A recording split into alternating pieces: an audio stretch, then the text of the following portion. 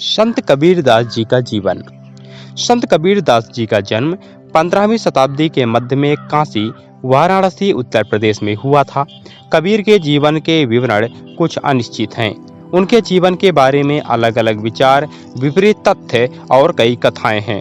यहाँ तक कि उनके जीवन पर बात करने वाले स्रोत भी अपर्याप्त हैं। शुरुआती स्रोतों में बीजक और आदि ग्रंथ शामिल हैं। ऐसा कहा जाता है कि कबीर की मां ने उनके जन्म के समय बड़े चमत्कारिक ढंग से गर्भ धारण किया था। उनकी मां एक धर्मनिष्ठ ब्राह्मण विधवा थीं, जो अपने पिता के साथ एक प्रसिद्ध तपस्वी के निवास पर तीर्थ यात्रा करने गई थीं। उनकी निष्ठा से प्रभावित होकर तपस्वी ने उन्हें आशीर्वाद दिया और उनसे कहा कि वे जल्द ही एक बेटे को जन्म देंगी। बेटे का जन्म होने के बाद बदनामी से बचने के लिए, क्योंकि उनकी शादी नहीं हुई थी, कबीर की मां ने उनका परित्याग कर दिया। छोटे से कबीर को एक मुसलमान बुनकर की पत्नी नीमा ने गोद ले लिया। कथाओं के एक अन्य संस्करण में तपस्वी ने उनकी मां को आश्वासन दिया था कि जन्म आसान तरीके से होगा और इसलिए कबीर का जन्म अपनी मां की हथेली से हुआ माना जाता है। इस कहानी में भी उन्हें बाद में उसी नीमा द्वारा गोद ले लिया गया था। जब लोग बच्चे के बारे में नीमा पर संदेह और प्रश्न करने लगे, तब चमत्कारी ढंग से जन्मे नवजात शिशु ने अपने दृढ़ आवाज में कहा, मैं एक महिला से पैदा नहीं हुआ था, बल्कि एक लड़के के रूप में प्रकट हुआ हूँ। मुझ में ना तो हड्डियां हैं, ना खून, ना त्वचा है। मैं तो मानव जाति के लिए शब्द प्रकट करता हूँ। मैं सर्वश्रेष्ठ प्राणी हूँ। कबीर की और बाइबल की कहानियों में समानताएं देखी जा सकती हैं। इन दंत कथाओं की सत्यता पर प्रश्न उठाना निरर्थक होगा। हमें तो फिर दंत कथाओं की अवधारणा पर ही विचरना पड़ेगा। कल्पनाएं और मिथक सामान्य जीवन की विशेषता नहीं है। साधारण मनुष्य का जीवन तो भुला दिया जाता है।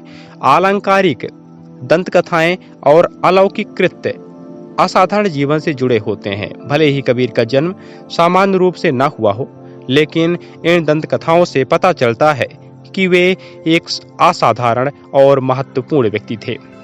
उनके समय के मानकों के अनुसार कबीर एक असामान्य नाम था। ऐसा कहा जाता है कि उनका नाम एक काजी ने रखा था, जिन्होंने उनके लिए एक नाम खोजने के लिए कई बार कुरान खोली और हर बार कबीर अर्थात महान शब्द पर उनकी खोज समाप्त हुई, जो ईश्वर स्वयं अल्लाह के अलावा और किसी के लिए उपयोगी नहीं था। कबीर तू ही कबीरू, तू तेरे नाम कबीर, राम रतन तब पाइये, जद पहले तजहि शरीर। आप महान हैं, आप वही हैं, आपका नाम कबीर है। रत्न स्वरूप राम तभी प्राप्त होते हैं जब शारीरिक मोह त्याग दिया जाता है। अपनी कविताओं में कबीर ने खुद को जुलाहा और कोरी कहा है। दोनों शब्दों का अर्थ बुनकर है, जो एक निचली जाति थी। उन्होंने खुद को पूरी तरह से हिंदुओं या मुसलमानों के साथ नहीं जोड़ा। जोगी गोरख गोरख करे, हिंद रामना उखराई।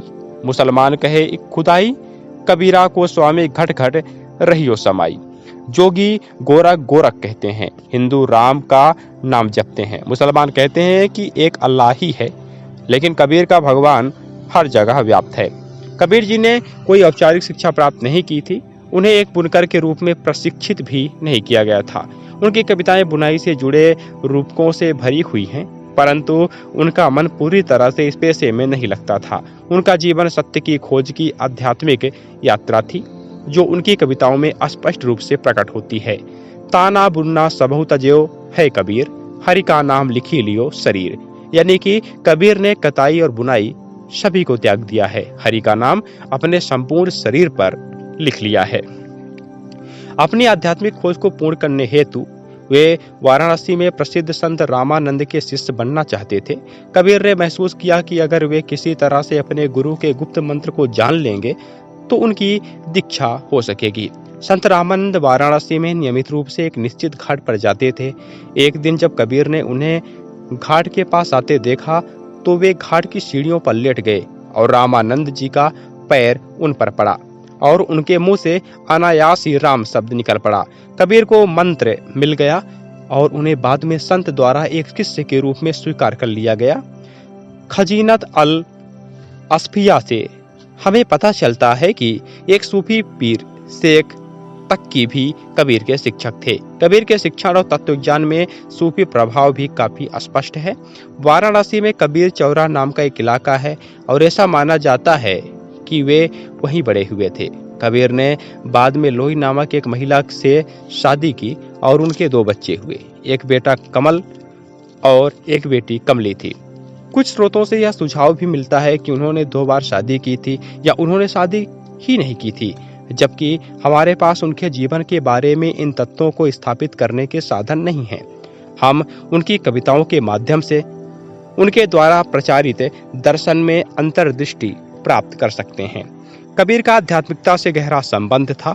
मोहसिन फानी की दबिस्तान और अबुल फजल की आईने अकबरी में उन्हें मुहाविद बताया गया है, यानी एक ईश्वर में विश्वास रखने वाला।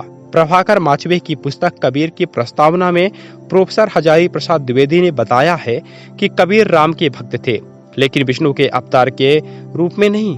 उनके लिए राम किसी भी व्यक्तिगत रूप या गुण से परे है। कबीर का अंतिम लक्ष्य एक परम ईश्वर को प्राप्त करना था, जो बिना किसी गुण के निराकार है, जो समय और स्थान से परे है और जो कारण कार्य संबंध से भी परे है। कबीर का ईश्वर ज्ञान है, आनंद है।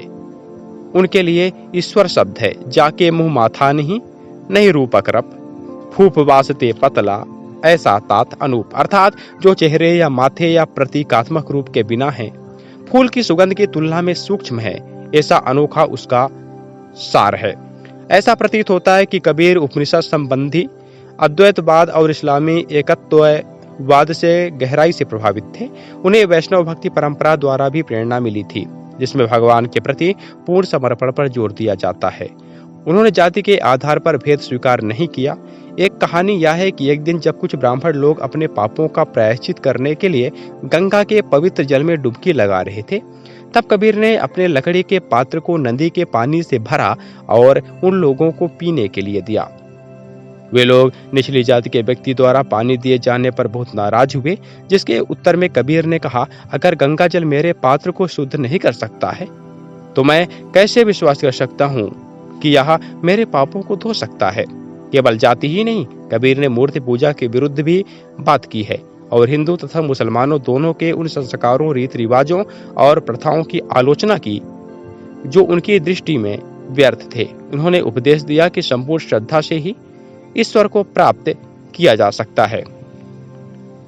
ऐसे लोग मूर्ख हैं जो पत्थरों की पूजा करने जाते हैं। वे उस चक्की पत्थर की पूजा क्यों नहीं करते जो उनके लिए खाने के लिए आटा पीसती है। उनकी कविता में ये सारे विचार उभर कर आते हैं। उनके आध्यात्मिक अनुभव और उनकी कविताओं को अलग नहीं किया जा सकता। वास्तव में वे सचेत रूप से कविताएं नहीं लिखते थे, या उनकी आध्यात्मिक खोज उनका परमानंद और पीड़ा थी, जिसे उन्होंने अपनी कविताओं में व्यक्त किया है। कबीर हर तरह से एक असाधारण कवि हैं। 15वीं शताब्दी में जब फारसी और संस्कृत प्रमुख उत्तर भारतीय भाषाएं थी, तब उन्होंने बोलचाल वाली क्षेत्रीय भाषा में लिखने का चयन किया। केवल एक ही नहीं, उनके काव्य में हिंदी, खड़ी बोली, पंजाबी, भोजपुरी, उर्दू, फारसी और मारवाड़ी जैसी भाषाओं का मिश्रण है। भले ही कबीर के जीवन के बारे में विवरण बहुत कम मिलते हैं, लेकिन उनकी कविताएं आज भी मौजूद हैं। वे एक ऐसे व्यक्ति हैं जिन्हें उनकी कविताओं के लिए और उनके द्वारा जाना जाता है। कबीर एक साधारण व्यक्ति थे और उनकी कविताओं का सदियों से मौजूद रहना उनकी कविताओं की महानता का प्रमाण है। मौखिक रूप से प्रसारित होने के बावजूद कबीर की कविताएं आज भी अपनी सरल भाषा और आध्यात्मिक विचार अनुभव की गहराई के कारण जानी जाती हैं। उनकी मृत्यु के कई वर्षों बाद उनकी कविताएं लिखी गई थीं। उन्होंने 2 पंक्ति वाले दोहे और लंबे पद गीत लिखे, जिन्हें संगीतबद्ध किया गया। कबीर की कविताओं को एक सरल भाषा में लिखा गया है, फिर भी उनकी व्याख्यान करना मुश्किल है, क्योंकि उनमें कई जटिल प्रतीकवाद मौजूद हैं। हम उनकी कविताओं में कोई भी मानकीकृत रूप या छंद नहीं पाते।